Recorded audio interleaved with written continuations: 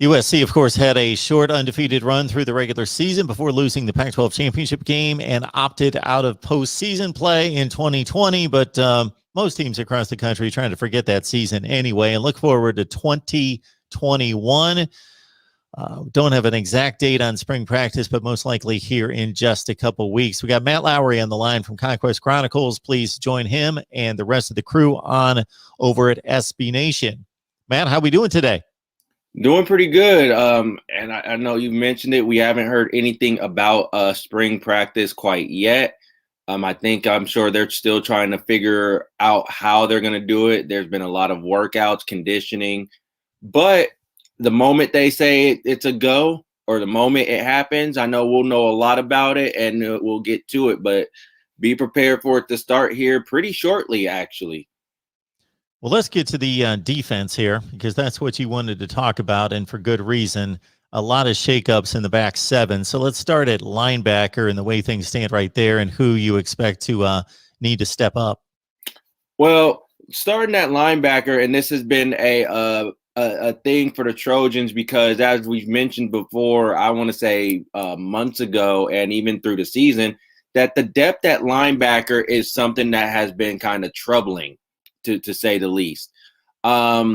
Just looking at it, that you have what is considered now the B backer or the outside linebacker and Todd Orlando's defense. You have Drake Jackson, who is now considered a linebacker, although it's more of an edge rusher. He has that position locked up.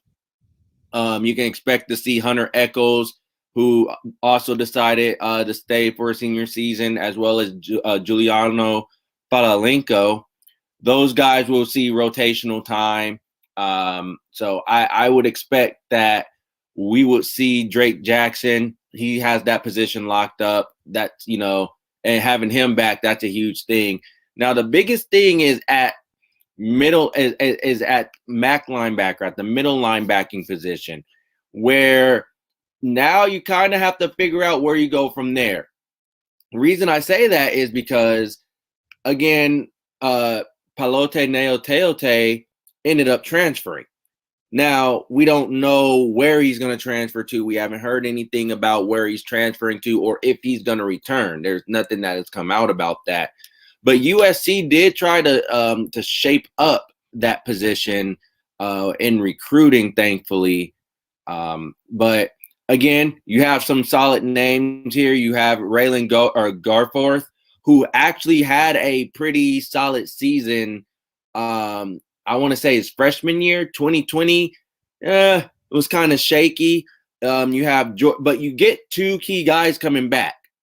You have Solomon Tuiatapupu, if I'm pronouncing his name right, excuse me.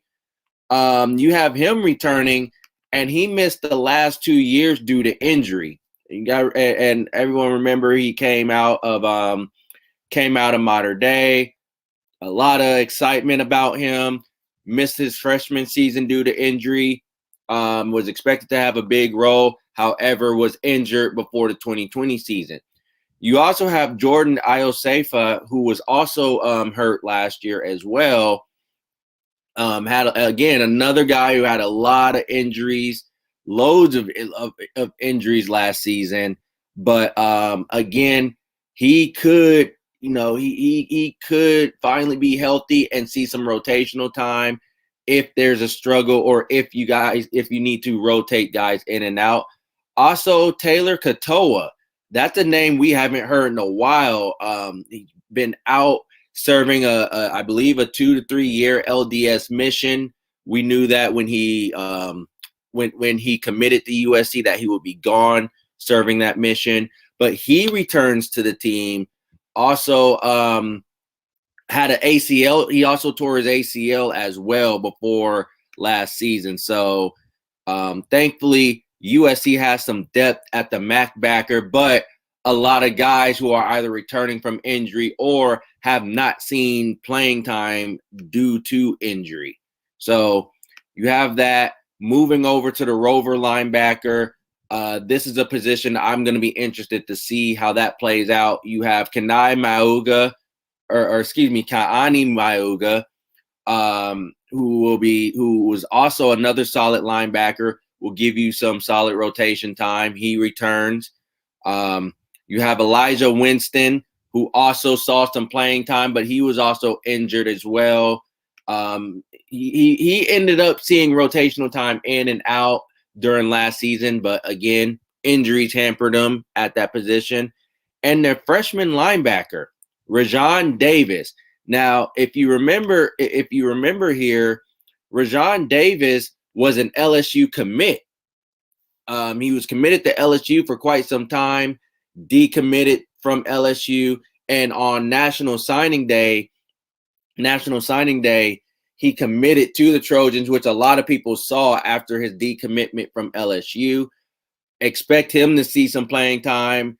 One of the top linebackers in California in that 2021 recruiting class, Mark. So it's hard to not see him get playing time this coming season. So linebackers, again, it's an interesting bunch because you have guys returning from injury. You have some key guys returning, but at the same time, you have guys who are unproven. So this is going to be an interesting bunch to see how all of it shapes up this coming season.